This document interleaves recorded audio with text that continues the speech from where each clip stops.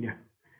Pues lo que decía es, vamos a hacer un modelo electrostático que nos permita de forma cuantitativa predecir algún valor que sea interesante para el modelo iónico. No nada más es una mera descripción de catión, anión y ya, sino tiene que ser cuantitativo y para eso tenemos forma de hacerlo cuantitativo, pues lo más sencillo es a través de la ley de Coulomb, donde interaccionan dos cargas eléctricas. Van a formar una red cristalina. Y la forma de hacer eso fue a través de una ecuación, la ecuación de que representa el modelo de Borlandé. Y esa ecuación quiere decir que yo tengo dos iones en fase gas, que vamos a formar una red cristalina. ¿Sí? Estos dos iones en fase gas van a formar una red cristalina que va a estar formada por iones.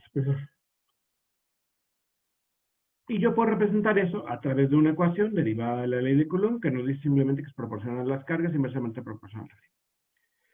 Entonces yo puedo hacer una gráfica de la energía de interacción de esos iones en esa red cristalina en función de la distancia y contra más lo acerque, pues va a estar más estable el asunto, porque va a tener un catión y un anión. Pues le meto un montón de cosas al modelo. Una de las cosas importantes que meto es que todo va, para un par de iones determinado, para un compuesto en particular, va a ser todo una constante y entonces la energía de interacción va a ser inversamente proporcional a la distancia que los separa. Pero también tenemos que meter correcciones, ¿no? La carga del electrón, el número de Avogadro, y una constante importante es la constante de Madelung, que nos dice que es la combinación de atracciones y repulsiones en la nube. Eso ya lo vimos, entonces simplemente estoy recordándolo para que se acuerden en dónde nos quedamos. De ahí vemos que puede haber atracciones y repulsiones, y así podemos calcular de cierta manera el valor de la constante. Nosotros no lo vamos a calcular, nosotros lo vamos a sacar de tablas, de lo que más se parezca a lo que tenemos, porque no está reportado para todas las sustancias. Entonces vamos a tratar de interpretar la constante de Madelung. Si tengo un cúbico, como el cloro de sodio, que una estequiometría 1 a 1, pues puedo usar la de cloro de sodio, no voy a cometer mucho error. Pero ahora si yo tengo 1, 2, 2, cambia un poquito. Y si yo tengo un 1 a 2, como es el fluoruro de calcio, cambia bastante. Y luego, dependiendo la red que no sean cúbicas, si son hexagonales, pues puede cambiar mucho, ¿no? Por ejemplo, la trigonal del óxido de aluminio es 4 el factor de la constante de Madelung. De esta manera, yo puedo ver que el modelo le hace falta algo, que es la repulsión. Born es el encargado de meter este término, y de esta manera tenemos que la energía de red cristalina es la suma de la atracción más la repulsión, y sumo las dos ecuaciones que ya tenía, y me da un parámetro que le voy a llamar energía de red cristalina.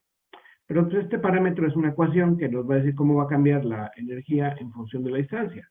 Y yo cuando tengo un sólido cristalino, como el cloro de sodio, no tengo los iones separados y luego los acerco.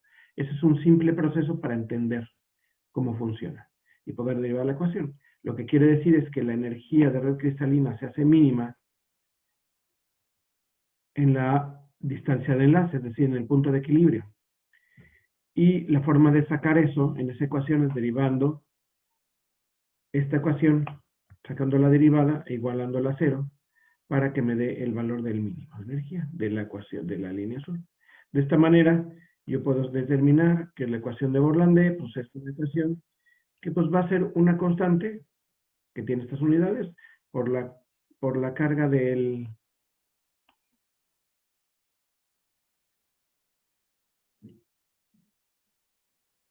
anión y la carga del catión, entre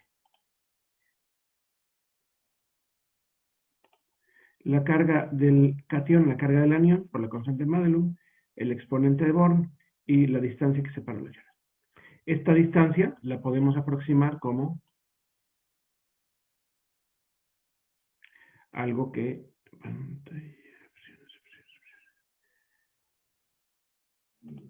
esto, R0, R0, es igual al radio del anión más el radio del catión. ¿Sí? Estos radios ya se encuentran tabulados en red, entonces para cualquier cosa que se me ocurra hacer, cualquier combinación, simplemente con sumar el radio del anión, el radio del catión, yo voy a poder tener la energía de red cristalina según el modelo de Born-Landet. El exponente de Born está aquí, ya indicamos cómo sacarlo. La carga pues es fácil y la constante de luz también se saca a vez. Entonces es muy fácil sacar la energía de red cristalina. De tal manera que yo, si comparo lo calculado contra lo experimental, pues resulta que se parece mucho, ¿no? Se parece mucho y eso es muy bueno. Eso quiere decir que nuestro modelo no está tan mal. Si no se pareciera en nada, pues quién sabe qué estaría calculando o quién sabe qué estaría ocurriendo en la realidad. Pero lo que sería claro es que nuestro modelo no, no predeciría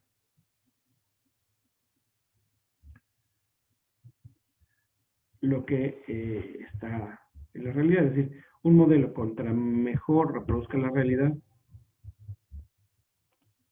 quiere decir que se acercará más a esta, o en principio debería ser así. ¿Se acuerdan que dije que estaba mal exponente? Lo estoy corrigiendo. Ahí está. Lo guardo y lo vuelvo a poner, ¿vale? Entonces, esto simplemente es una constante que tiene ciertas unidades y me es muy fácil calcularla.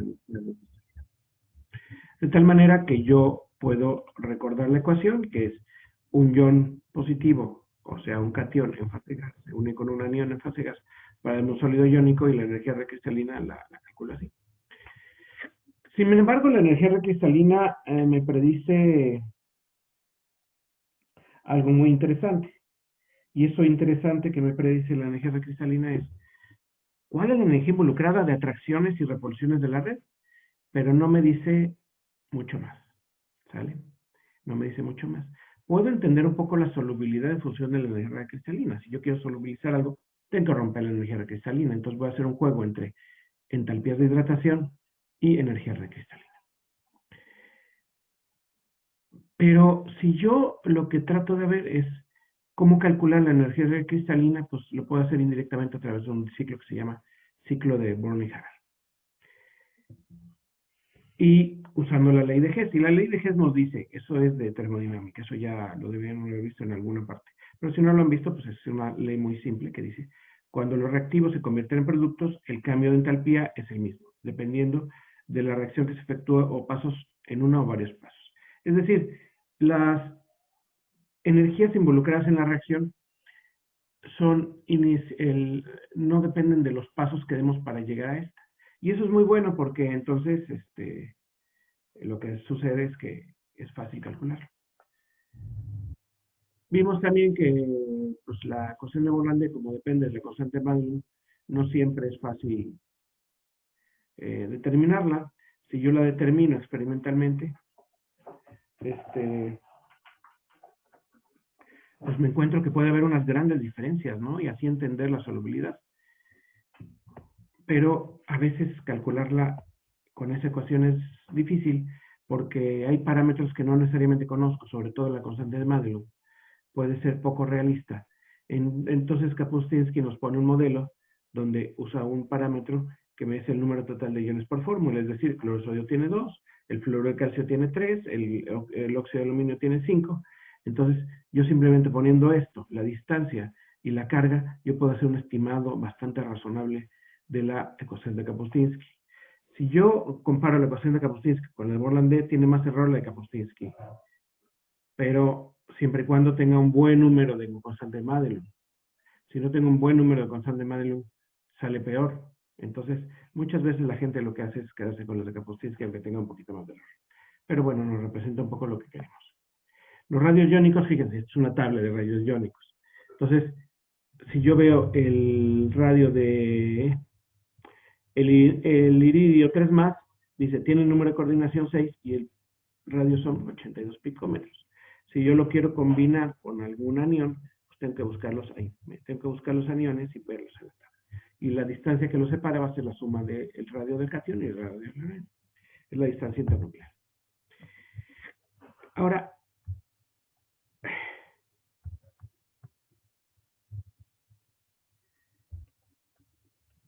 si yo hago un experimento, y ahora vamos a un experimento artificial,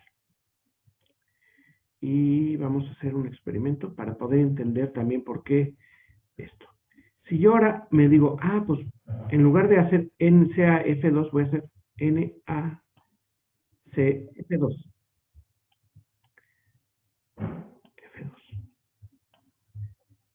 Si yo quiero calcular esto, ¿cómo me va a dar? Entonces, el parámetro A, como este compuesto no existe. ¿Por qué? Porque la carga de este debería ser 2 más. Y la de este es 1 menos, ¿sale? Entonces, ¿conocen al sodio 2 más? Pues no. Dicen que no puede romper la configuración de gas noble. Pero si yo saco la energía de red cristalina, la carga va a ser 2 del sodio. La carga del fluoruro va a ser 1 menos. Supongamos que tienen una energía de un factor de atracción-repulsión que es más o menos igual. Y supongamos que la distancia es más o menos igual, o va a ser un poco más pequeña porque el sodio es más pequeño. Pero, pues, ¿qué querría decir? Que la energía cristalina es menos 2630. ¿Querría decir que este compuesto es muy estable porque tiene una energía negativa y muy grande? Pues no, no querría decir eso. Lo que quiere decir es que la energía de red cristalina, si existiera ese compuesto, sería muy estable la red cristalina. Pero no existe ese compuesto, ¿por qué? Porque no existe el sodio 2 más. Nosotros tenemos la tabla periódica.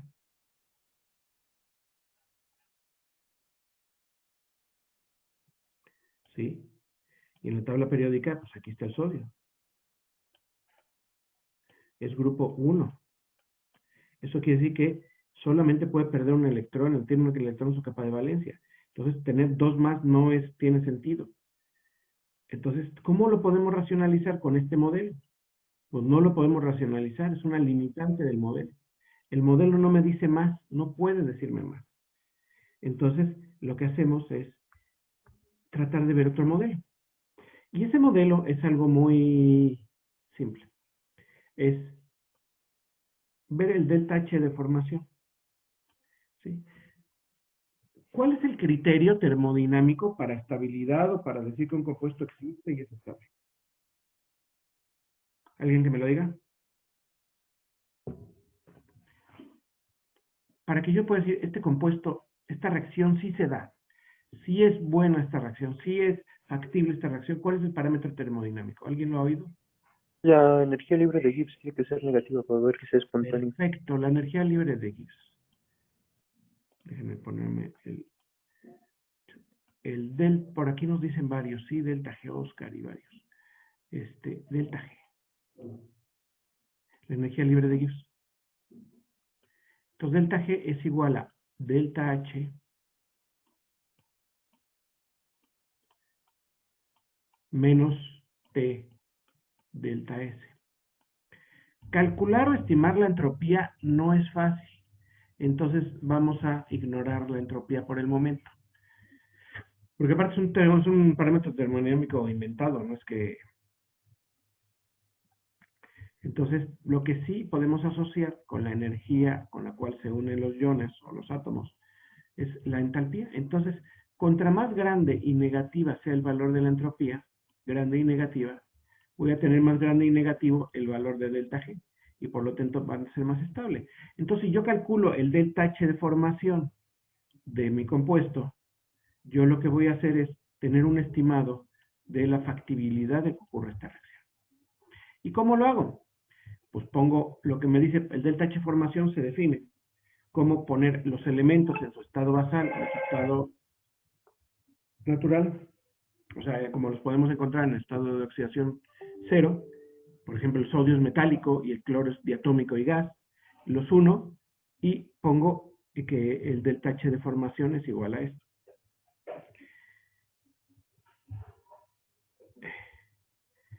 Si pongo que esto es el delta H de formación, ya me da idea si esto es factible o no es factible que exista.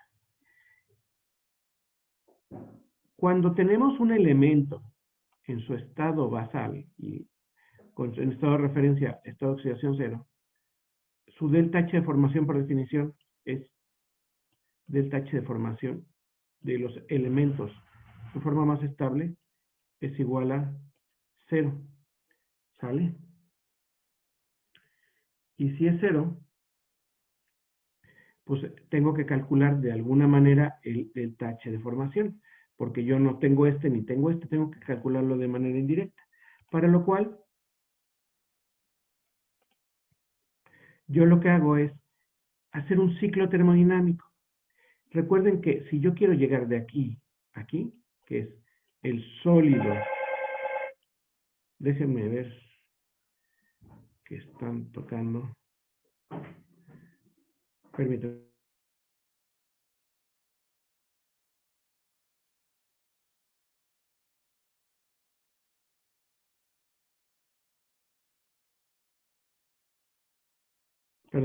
Perdón, jóvenes. Véanle decir, por favor. Entonces, tenemos que seguir un camino. Lo que nosotros queremos encontrar es esta reacción, el delta H de formación. Pero para eso no lo puedo calcular directamente porque este es 0 y este es 0. Entonces 0 más 0, pues o sea, no tiene mucho sentido. Entonces tengo que seguir un camino indirecto. Esto es lo que nos decía la ley de Hess. El camino es indirecto, es como si ustedes, se relaciona con la energía potencial. Si ustedes agarran una sandía y se suben a la azotea de su casa y arrojan la sandía al suelo, se va a explotar, va a hacerse pomada la sandía, ¿no? Si ustedes se van, agarran la sandía y luego se van a la casa del vecino, luego se van a la tienda, luego regresan, luego se van al parque y regresan con la sandía, luego suben a la azotea de su casa y vuelven a azotar la sandía, ¿cuándo se rompe más, se hace pomada más fuerte, de manera más impactante? ¿De la primera o de la segunda? Pues igual, porque depende nada más de la energía potencial. Lo mismo es el delta H de formación. ¿Sí? Lo mismo es el delta H de formación. Entonces, el delta H de formación nos está diciendo que lo podemos calcular de manera indirecta. Y para lo cual nosotros ya tenemos una reacción que acabamos de ver con la ecuación de Morlande, que es tener a los iones en fase gas, a los iones en fase gas. Yo esto lo puedo calcular teóricamente muy fácil, y eso se le llama energía red cristalina. Pero tengo que llegar de aquí a aquí. ¿Y qué es lo que hago? Pues si tengo un sólido, un metal, en el caso del sodio metálico, pues lo primero que tengo que hacer es convertir esto en átomos, en fase gas. Entonces tengo que meterle una energía que le voy a llamar delta H de atomización. Si yo tengo aquí en el cloro la molécula diatómica, ya está en fase gas, pero son dos átomos, no solamente es uno. Entonces lo que tengo que hacer es disociarla. Entonces voy a poner la energía de disociación. Y al final lo que tengo son átomos en fase gas y átomos en fase gas. Si yo tengo estos átomos en fase gas, son átomos neutros. Y lo que yo tengo con la energía de red cristalina son los cationes o los aniones, son las especies cargadas. Entonces tengo que ponerle el valor de la primera energía de ionización. Si se acuerdan de la definición de primera energía de ionización, es la energía involucrada en ponerle un electrón a un elemento en fase gas, quitárselo en la energía de ionización, y la afinidad electrónica en ponérselo, ¿no? Entonces lo quitamos y lo tenemos ya como cation, se lo ponemos y lo tenemos como anión. Entonces ya estos valores yo los puedo sacar de tablas, son valores que se pueden encontrar fácilmente, y el valor de energía de red cristalina lo puedo calcular fácilmente, ya sea con Borlandeo o con Kapuscinski. De esta manera, yo puedo ir sumando sodio a sodio gas a sodio más, un medio de cloro a átomos de cloro más un electrón me da cloruro, y la energía de cristalina. Y lo que tenemos aquí son la delta H atomización, la energía de ionización, un medio de la energía de ion disociación, la afinidad electrónica y la energía de cristalina. Y por lo tanto voy a tener un delta H de formación.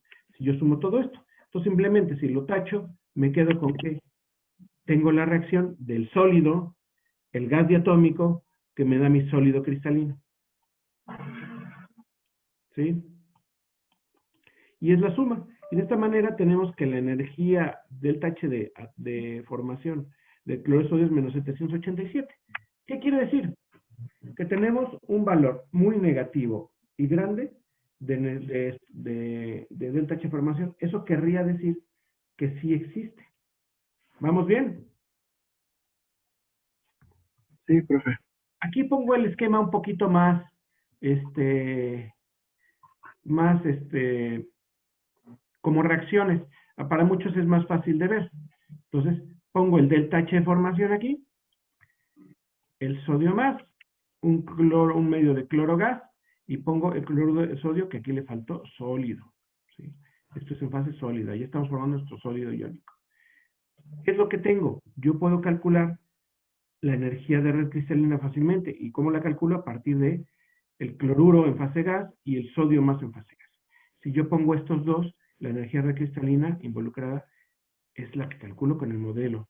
Pero ¿cómo llego aquí? Pues tengo que poner el delta H atomización del sodio y la primera energía de ionización del sodio más.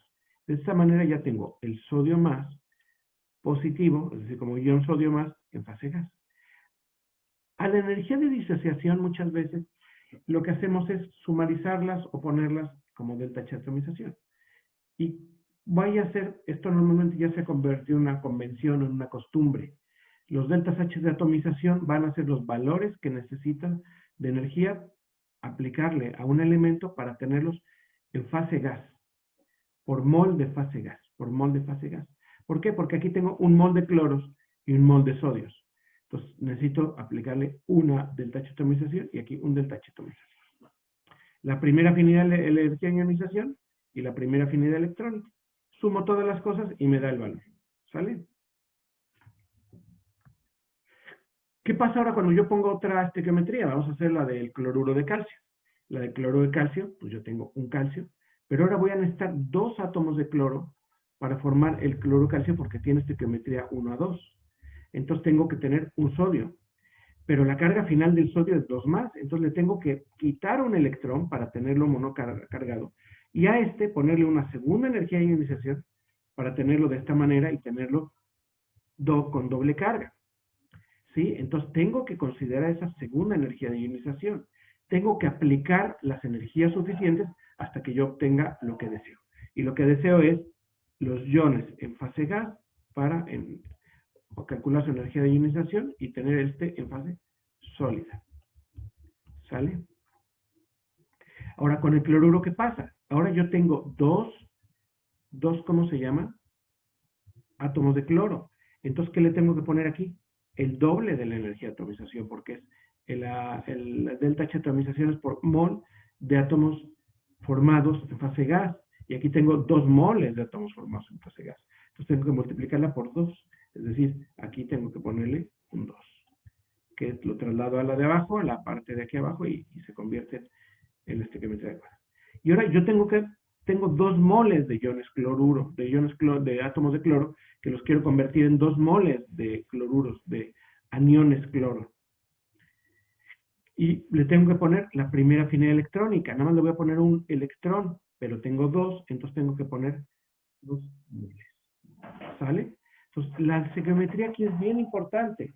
No es lo mismo calentar un puñado de frijoles que calentar 10 kilos de frijoles. El gas que nosotros vamos a gastar es diferente. La energía que voy a gastar, le tengo que poner la estequiometría aquí y la estequiometría aquí. ¿Sí? Ya que empiecen, ¿no? Y entonces, si yo calculo esto, me dice que esta cosa tiene un valor de delta H formación de menos 2180 kilojoules por mol. ¿Qué quiere decir? El cloruro de calcio es una especie súper estable, ¿vale? Ahora vamos a hacer un experimento. Ya tengo la de cloruro de sodio. Ahora vamos a hacer lo que habíamos hecho con la de la energía red cristalina. ¿Se acuerdan que habíamos calculado la energía red cristalina para esta cosa? Y la energía red cristalina me salía que era negativa y bien grande. La estoy poniendo aquí en círculo para que la vean. Y eso me decía que esta red cristalina es muy estable. Pero ¿qué pasa? ¿Qué pasa cuando yo estoy viendo los valores? Vamos a ver de qué tan grandes son los valores. Las energías de atomización son pequeños, son valores relativamente pequeños, son del orden de 100 kilojoules por mol. Entonces, eso en el resultado final no es tan representativo, no es tan importante. La afinidad electrónica no es tampoco tan importante, pero fíjense la energía de ionización. La primera energía de ionización de sodio es grande, pero no exageradamente grande. Pero vean la segunda energía de ionización del sodio es gigantesca, es un valor gigantesco. ¿Qué quiere decir eso? Que yo estoy pasando de sodio más a sodio 2 más.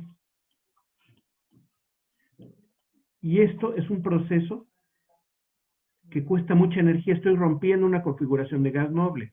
¿Se acuerdan cuando estuvimos viendo esto? Que decíamos que cuando yo tengo sodio más, la carga nuclear efectiva sobre el electrón se hace máxima. Entonces, si es máxima la carga nuclear efectiva, quitarle un segundo electrón, cuando es máxima la carga nuclear efectiva, requiere muchísima energía. Y si requiere muchísima energía, pues eso es un proceso energéticamente desfavorable. Y si es un proceso energéticamente desfavorable, no importa que yo le sume una muy favorable energía de red cristalina, que lo que me sale como resultado es que el valor de delta H formación del cloruro de sodio es positivo y muy grande. Eso quiere decir el cloruro de sodio 2 más, cuando yo tengo sodio 2 más, no se forma. ¿Y por qué no se forma? Porque no le puedo quitar el segundo electrón. Así de fácil. La energía de red cristalina no me podía hablar de eso, pero el delta H formación sí. A través del ciclo de Born-Haber lo podemos calcular. Y entonces podemos ver qué tan fácil o qué tan difícil es obtener ese tipo de parámetros. Por ejemplo, cuando tenemos metales de transición, los metales de transición, como tienen muchos electrones, porque también tienen electrones en D, las energías de ionización segundas, a pesar de que se rompe una configuración de capa semillena, como es el caso del cloruro de cobre 1 o el cloruro de cobre 2, no es tan importante. Eso me da como resultado que yo tenga valores negativos y pueda existir tanto el cloruro de cobre 1 como el cloruro de cobre 2. Porque estos valores, al tener tantos electrones en la capa D, las deltas, las energías de segundas energías de ionización no son muy grandes. Y entonces sí se puede formar varios sólidos iónicos a partir de eso, ¿vale?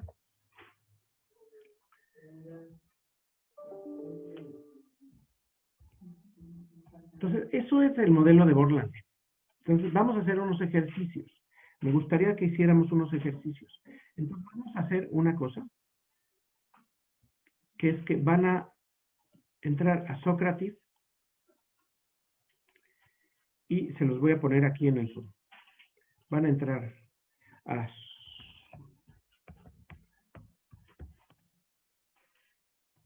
con la clave.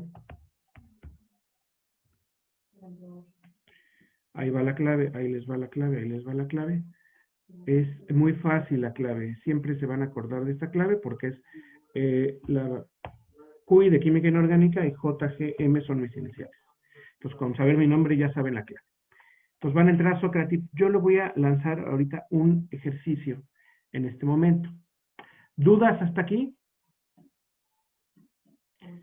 Quisiera que hicieran este ejercicio, porque aquí es cuando pueden salir dudas, ¿sale?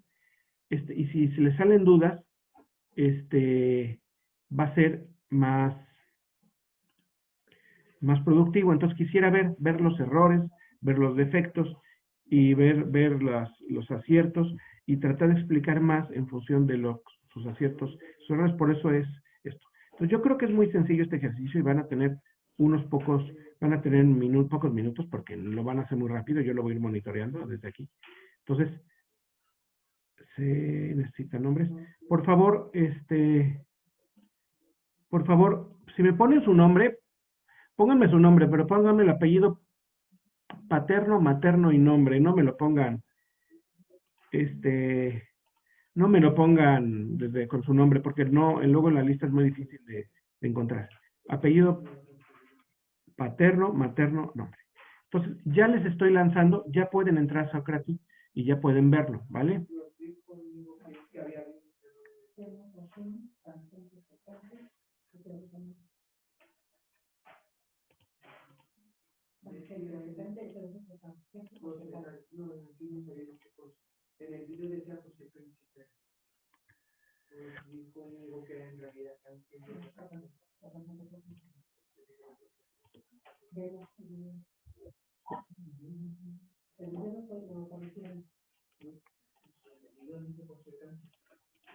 Bueno, chécalo, Galo.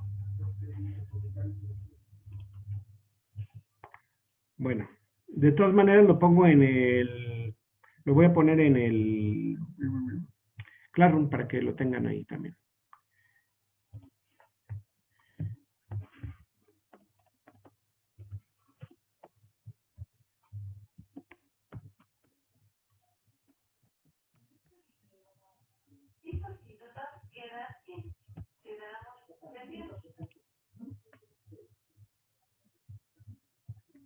Ya está también puesto en el Classroom por si alguien lo quiere ver ahí, ¿vale? Entonces, entren a Socratic, ya veo que se han metido muchos. Empiecen a responder. Y ahora que terminen, revisamos todo y discutimos pregunta por pregunta, ¿vale?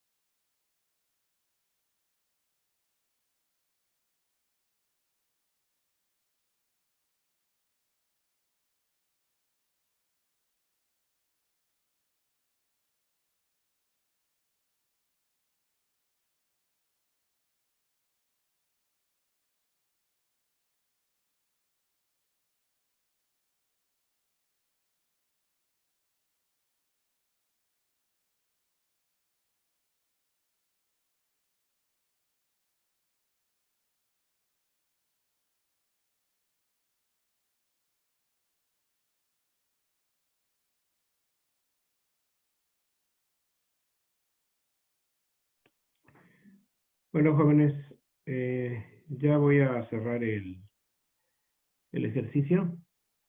La idea del ejercicio es que ustedes entiendan algunos conceptos básicos. Se fijan, la mayor parte de las preguntas no son cálculos, son simplemente teoría. Los cálculos ya les dejaré algo para que practiquen. Entonces me procedo a decirle a esto que se termina. Ya estamos, progreso, la mayoría ha terminado, todavía hay algunos que no, pero bueno, no importa. Vamos a terminar. Ya terminamos. Terminar. Exportar. Descargar. Vamos a descargar los resultados y vamos a verlos, ¿vale?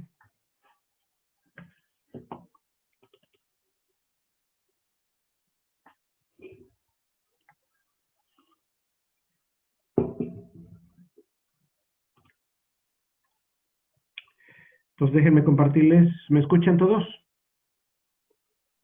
Sí, sí, se escucha. Sí, profe. Bueno, entonces voy a compartir el Excel con los resultados del examen. Como pueden ver aquí, si quieren, para que no haya herir susceptibilidades, vamos a ocultar esta columna, que es su nombre, y vamos a poner aquí las respuestas, ¿no? Si se fijan, el puntaje, el promedio del grupo fue 53, es decir, están reprobados. Hay gente que le fue bastante mal y otros que no les fue bastante tan mal. Hay unos que son muy bajas las respuestas y es porque se salieron y volvieron a entrar. Eso no cuenta. Pero hay unos que sí, por ejemplo, estas salieron a entrar, pero hay otros que no. Hay 4, 5, etc. Eso quiere decir que los conceptos están mal afianzados, no está claro todo. Vamos a ir una por una. Entonces vamos a la pregunta, la que está en la columna E. ¿Están viendo el Excel? Sí, profesor. Sí. Entonces, en el Excel, lo que si se fijan, esto es solamente el 38% de las personas contestaron bien la pregunta. ¿Qué dice? Identifica el tipo de sólido molecular iónico covalente que se presenta en cada uno de los siguientes compuestos o elementos. Boro es aproximadamente tan duro como el diamante, funde a 2300 su conductividad eléctrica y su conductividad eléctrica es casi nula. Si su conductividad eléctrica es nula, no quiere decir que no es un metal. Entonces, ¿qué será el boro? Pues el boro va a ser covalente, va a ser un sólido covalente. El carbonato de calcio dice, es duro, brillante, 900 y descompone al fundir. Pues posiblemente, según yo lo veo, pues el carbonato es un ion y el calcio 2 más es un ion. No tengo evidencia de que sea iónico con esta información que viene aquí, pero es muy posiblemente. El diamante, lo vimos hasta el cansancio, que es un sólido iónico, era el típico ejemplo, ¿sale? Y el bromo 2 en estado sólido es una molécula covalente, bueno, con un enlace covalente, pero cuando forma un sólido, va a formar un sólido molecular. Entonces era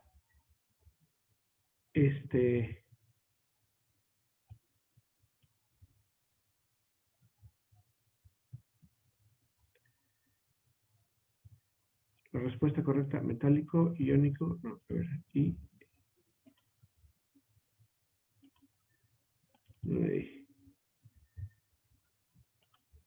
Entonces, bueno, ahí está. ¿Cuáles de los siguientes enunciados es verdadero? ¿Vale? La constante de Madelung expresa la suma de las interacciones electrostáticas, tanto atracciones como repulsiones en cada mol de una especie de estado sólido.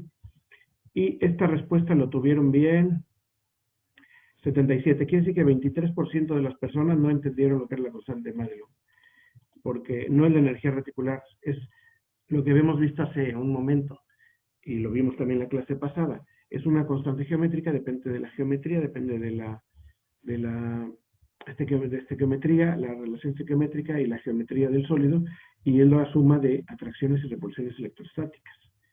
Es un parámetro que más dice eso. No es la energía reticular, ni es la eficiencia con empaquetamiento, ni capacidad térmica. Profe, ¿por qué en la primera el primer elemento, el primer compuesto es metálico si No, está dijo mal, que era esto está covalente? equivocada. No es metálico, es covalente. Eso lo tengo que corregir. Fue algún error de copiar y pegar. Es covalente. Si ustedes se fijan, el boro, si se parece ¿cómo se llama? Si el boro Al se parece diamante. al diamante y tiene su conductividad eléctrica es nula, pues no puede ser iónico. Entonces no puede ser metálico, es covalente. Está equivocada. Entonces está ¿Y es covalente o es molecular, por parecerse al covalente. diamante? No es covalente, el diamante no es molecular, el diamante es covalente. Si te fijas, se llama un sólido covalente cuando todos los enlaces que forman el sólido son covalentes, como el diamante, como el cuarzo. Si el boro tiene un punto de fusión tan alto como el diamante, quiere decir que tiene enlaces muy duros, muy fuertes, no muy duros, muy fuertes, uniendo a todos los boros. Eso quiere decir que es covalente, el sólido. No molecular, no son moléculas discretas. El bromo sí, porque es una molécula de bromo que se une a través de interacciones débiles con otra molécula de bromo, que son dipolo inducido y dipolo instantáneo, y eso forma un sólido formado por moléculas. ¿Sí? ¿Más o menos? Sí. Aquí tenían que usar la ecuación de Borlandé, que la acabamos de ver. Eso simplemente esto revísenlo, ¿sale? Luego, en términos de la teoría de orbitales moleculares, la especie B2 presenta una mayor distancia frente a la especie B2 más, responda verdadero o falso. Pues tendrían que hacer ver el orden de enlace y para eso hacer un diagrama de orbitales moleculares. ¿Sale? Esto no se contesta al chilazo, hay que hacer el diagrama de orbitales moleculares. La mitad lo contestó mal, eso quiere decir que no hicieron el diagrama de orbitales moleculares. Tienen que saber hacer diagramas de orbitales moleculares y saber sacar orden de enlace. Contra mayor orden de enlace de la molécula va a ser más corto el enlace y más fuerte, la mayor energía de enlace. ¿Sí? Comparado con la teoría de Lewis, la teoría de orbitales moleculares para el estudio de la molécula de oxígeno, podemos concluir que la teoría de los orbitales moleculares nos permite visualizar que el oxígeno molecular es paramagnético, responda verdadero o falso. Aquí todos menos una persona verdadero. La persona que contestó falso, chequese las teorías. ¿Vale? Luego, la siguiente. De acuerdo al modelo de Borlandé para energía de red cristalina, el modelo de Borlandé es muy importante considerando el que nos sirve la energía de atomización. No, si nos vamos al modelo de Borlandé, ¿se acuerdan? Es energía red cristalina y tenemos carga del catión, carga del anión, la constante de Madelung, el exponente Born y la distancia. No hay ninguna energía de atomización. Eso es en el de Born-Haber, ciclo de Born-Haber. El exponente de Born ¿representa el conjunto de atracciones y repulsiones? No. El exponente de Born es la compresibilidad, que tanto se pueden comprimir. Lo que viene a representar son las repulsiones. Core, ¿vale? La suma de radios iónicos es mayor que la distancia de enlace entre el anión y el catión debido a su producción de distancias electrónicas. No, normalmente la suma de radios iónicos es la distancia de enlace. No es mayor ni menor, es la distancia de enlace.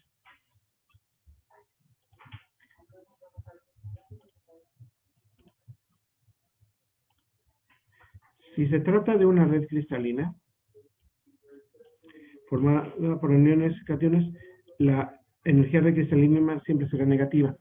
Si ustedes ven los modelos tanto de Kapuscinski como de Borlandé, que son los que me representan la energía red cristalina, todos los parámetros son positivos menos la carga del anión. Entonces, uno negativo por todos positivos, pues me va a dar negativo. Entonces, esa es la razón de que la energía recristalina sea negativa, que son fuerzas atractivas. Entonces, siempre van a ser negativas si es un anión y un catión.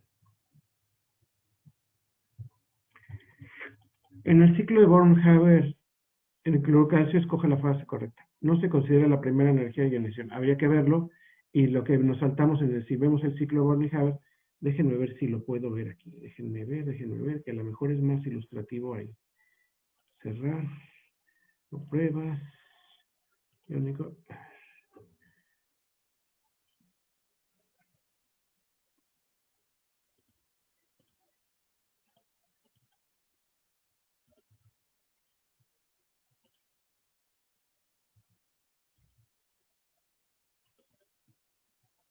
Entonces, no estábamos en el ciclo aquí. Estamos en la 7. En el ciclo de Born-Haber, para el cloruro de calcio, escoja la frase correcta. Si nosotros vemos el ciclo, fíjense, pasamos de la energía de atomización y luego ya tengo dos más. La segunda energía de ionización solo le quita el electrón del catión al dicatión, no del neutro al catión, no le quita dos electrones, es nada más la segunda. ¿Sale? Entonces nos está faltando la primera energía de ionización, que es a lo que se refería la pregunta.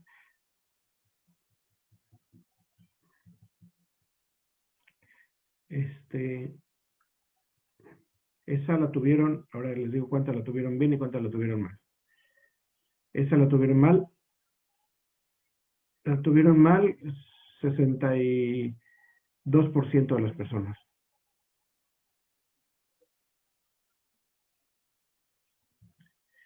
Hay una que dice, la que más están repartidas, la B, la C, la A, están repartidas, todos los demás están mal. Dice, está mal considerar la estequiometría de las entalpías de atomización. No, o sea, las entalpías de atomización están bien, estamos teniendo un mol de átomos. Puede coincidir con la energía de disociación. Si la energía de disociación, pues si disocio a la molécula, pues es equivalente a la energía de atomización. ¿De acuerdo? Pero sí está bien la energía de atomización. Luego, está mal colocar la entalpía de atomización de cloro, debe ser entalpía de disociación. Esa es la que me acabo de leer. Está mal considerar la estequiometría en las entalpías de atomización de cloro. No, la estequiometría está bien porque es la energía de atomización se define por mol de moléculas formadas, de átomos. Entonces, si tengo dos moléculas de átomos formadas, tengo que multiplicar por 2 el delta H de atomización. ¿Sí?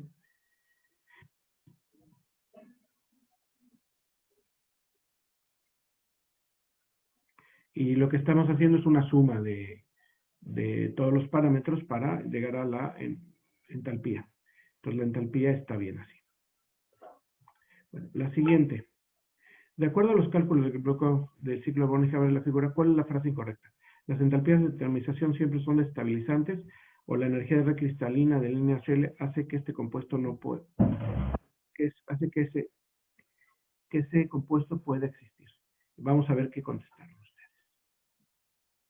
Ay, esa no está contestada. No le marqué, tenía un error. Vamos a ver aquí el error. Entonces vamos a discutir esto. Las entalpías de atomización siempre son positivas, siempre son estabilizantes.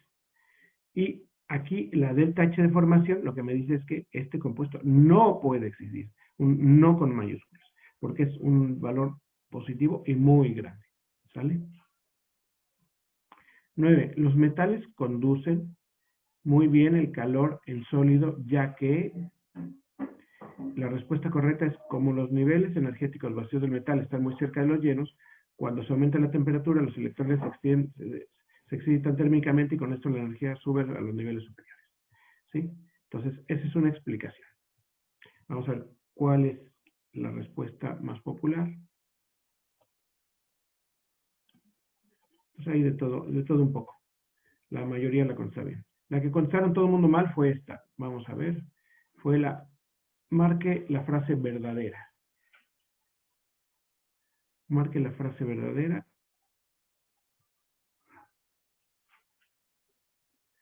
Uy, aquí se fueron por las recetas de la secundaria. Todos. Entonces vamos a ver las recetas de la secundaria. Marque la frase verdad. ¿Todos los compuestos iónicos son solubles en agua? Falso, es falsísimo. Ya vimos que el fluoruro de calcio es insoluble y lo explicamos a través de su energía recristalina y sus deltas H de hidratación. Entonces, es falso que todos los compuestos iónicos son solubles en agua. Luego la B, todos los compuestos iónicos tienen altos puntos de fusión. Falso, no todos los compuestos iónicos tienen altos puntos de fusión. Tanto así que hablamos de los líquidos iónicos. Son líquidos, temperatura, presión ambiente, pues no tienen alto punto de fusión. Y si ustedes ven cosas como el cloruro de estaño 2 hidratado o el nitrato bismuto, tienen puntos de fusión de menos de 50 grados. Esos son puntos de fusión bajos. ¿De qué depende?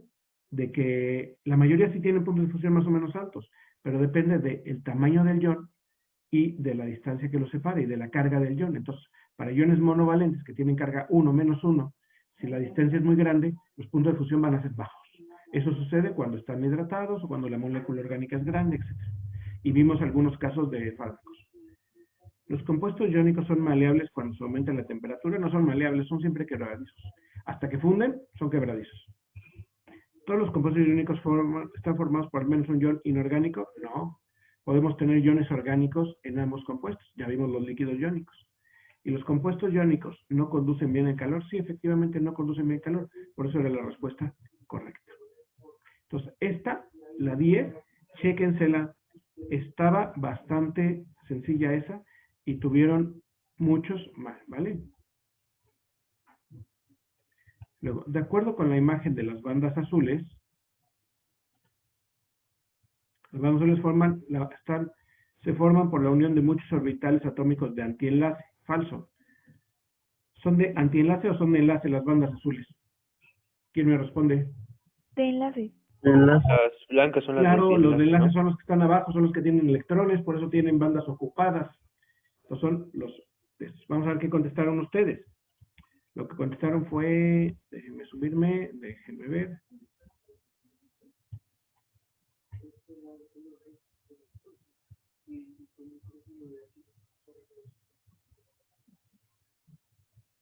Uy, no está.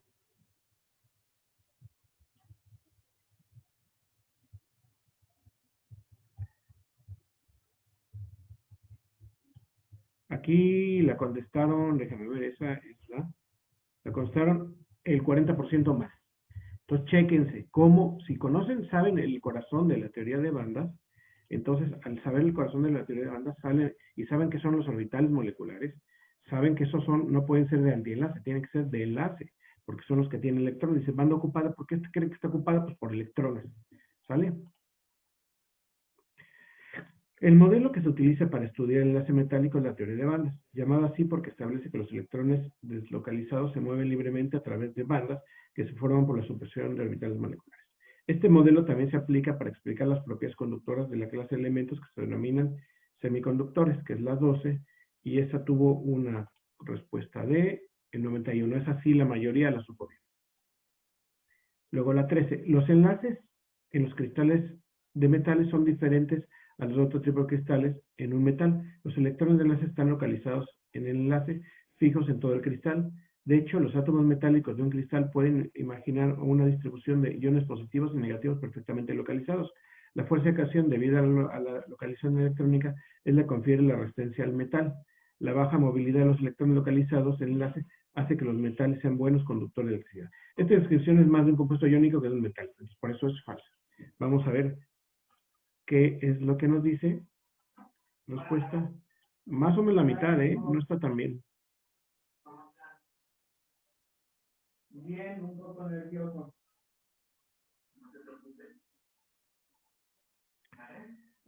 ¿Dónde nos vas a colocar? La 14 y la 15 las discutimos la próxima clase que ya terminamos, ¿vale?